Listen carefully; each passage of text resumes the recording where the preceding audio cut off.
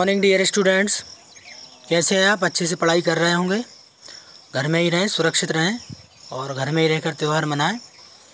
आज का हमारा टॉपिक है आरएनए वर्ल्ड। जहाँ तक जेनेटिक मटेरियल की बात है, बेशक डीएनए ही जेनेटिक मटेरियल है और अधिकतर जीव जंतुओं में 99.9% जो एनिमल और प्लांट हैं उनमें डीएनए जेनेटिक मटेरियल होता है, किंतु आरएनए को यहाँ पर भुलाया नहीं जा सकता। यदि हम फर्स्ट लिविंग थिंग की बात करें जो इस धरती पर आए, जैसे कि virus, which are the connecting link between the living and non living, तो हम कह सकते हैं कि इनके अंदर जो जेनेटिक मटेरियल था, फर्स्ट जेनेटिक मटेरियल आरएनए ही था। और पहले सिंगल स्टैंड ही तो बना, सिंगल स्टैंड बनेगा उसके बाद ही तो उसके सामने अपोजिट जो है वो डबल स्टैंड आ पाएगा। तो शुरुआत आरएनए से ही हुई। हम इसको ये नहीं कह सकते कि आरएनए को यहाँ पर भुला दिया जाए। केमिकल एवोल्यूशन के साथ साथ आरएनए बहुत सारी मेटाबॉलिक एक्टिविटीज़ में इम्पोर्टेंट रोल प्ले करते हैं। आरएनए से ही ट्रांसलेशन होता है, जिससे प्रोटीन फॉर्मेशन होता है। आरएनए यूकैरियोटिक के अंदर स्प्लिसिंग जो एक घटना होती है उसमें इम्पोर्टेंट रोल प्ले करते हैं। और पूरी की पूरी जो मशीनरी है, मेटाबॉलिक एक्टिविटीज़ हैं, ये आरएनए के इर्द गिर्द ही रहती हैं। हम ये मान सकते हैं कि आरएनए कैटलिस्ट का काम भी करता है प्रोटीन फॉर्मेशन के साथ साथ, और ये 3 रूपों में पाया जाता है। टीआरएनए जो कि कोडिंग स्टैंड के सामने या टेम्पलेट के सामने न्यू स्टैंड लेकर आता है और प्रोटीन फॉर्मेशन कराता है। राइबोसोमल आरएनए प्रोटीन सिंथेसिस का मेन जो सेंटर है, और मैसेंजर आरएनए, ये आरएनए एंटी कोडोन को लेकर कोडोन के सामने लेकर आता है और इस तरह से ये सब मिलकर प्रोटीन फॉर्मेशन कराते हैं। हम ये कह सकते हैं कि आरएनए ही फर्स्ट जेनेटिक मटेरियल था, सिंगल स्टैंड था, और उसी से फिर डीएनए का निर्माण हुआ। तो आरएनए एवोल्यूशनरी लाइफ में, एवोल्यूशन में बहुत इंपॉर्टेंट रोल प्ले करता है। अब इसके बाद हम बात करेंगे डीएनए रेप्लिकेशन की। तो वाटसन और क्रिक ने जब डीएनए डबल हेलिक्स मॉडल दिया तो ठीक उसी समय उन्होंने डीएनए के रेप्लिकेशन के बारे में भी बातें बताई थी। उन्होंने ये कहा था कि एक डीएनए मॉलिक्यूल बाद में जब 2 डीएनए मॉलिक्यूल बनाता है इस तरह से, तो बनने वाले 2 मॉलिक्यूल में से एक जो रहता है ओल्ड रहता है और जो एक नया बनता है वो न्यू स्टैंड रहता है। इस तरह से वाटसन क्रिक के द्वारा जो दिया गया मॉडल था उसमें उन्होंने पहले ही semi conservative DNA replication method prove की थी। सेमी का मतलब होता है बनने वाले 2 स्टैंड में से एक पुराना रहेगा और एक नया बनेगा। इस तरह से ये semi conservative method of DNA replication कहलाता है। तो ये डीएनए रेप्लिकेशन किस तरह से होता है इसके बारे में आप पढ़ लीजिए खुद वाटसन क्रिक के वर्ड में। It has not escaped our notice that a specific pairing we have postulated immediately suggests a possible copying mechanism for the genetic material, that is the replication, which is the semi-conservative method। और इसका हम आगे जो है experimental proof भी देखेंगे। ठीक है, एक्सपेरिमेंटल प्रूफ में आप देखेंगे तो ई कोलाई में सबसे पहले, इश्चेरिशिया कोलाई में, क्योंकि ये लगभग 20 मिनट में इसकी कॉपी डबल हो जाती है। तो हर ऑर्गेनिज्म में देखेंगे ई कोलाई बैक्टीरिया है, प्रोकैरियोटिक सेल के अंतर्गत आता है। तो सबसे पहले मिचेल्सन और स्टाल ने 1958 में ये एक्सपेरिमेंट किया, जो ये प्रूफ था कि डीएनए रेप्लिकेशन जो है वो सेमी कंजर्वेटिव मेथड होती है।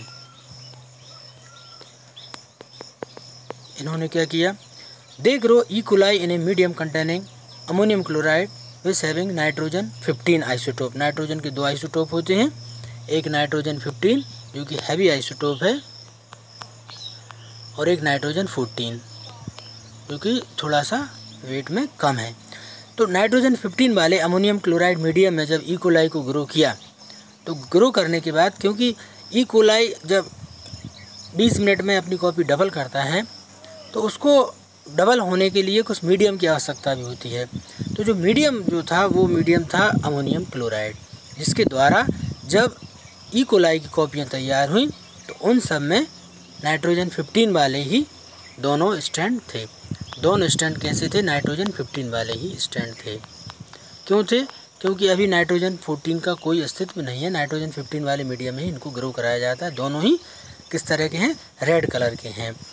अब जब यहाँ पर हम रेड कलर का यूज़ कर रहे हैं नाइट्रोजन 15 के लिए और ग्रीन कलर का यूज़ करेंगे नाइट्रोजन 14 के लिए, तो यहाँ पर आप देखिए उन्होंने बाद में इनको नाइट्रोजन 14 वाले ग्रीन मीडियम में इनको डाल दिया।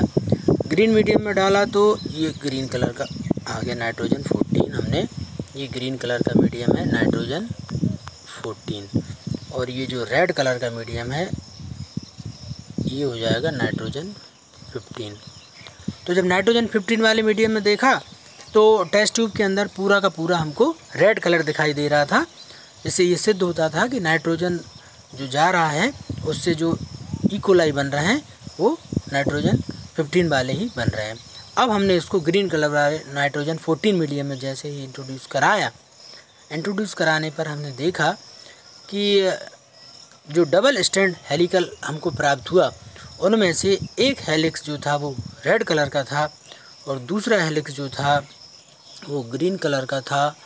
और इस तरह से ये पता चला, यहाँ आप देख रहे हो नाइट्रोजन 15 रेड कलर का और नाइट्रोजन 14 ग्रीन कलर का। उन्होंने ये सिद्ध किया कि ये जो मिक्सचर हमको प्राप्त हुआ इसमें दोनों ही नाइट्रोजन 14 और 15 वाले मीडियम उपस्थित थे।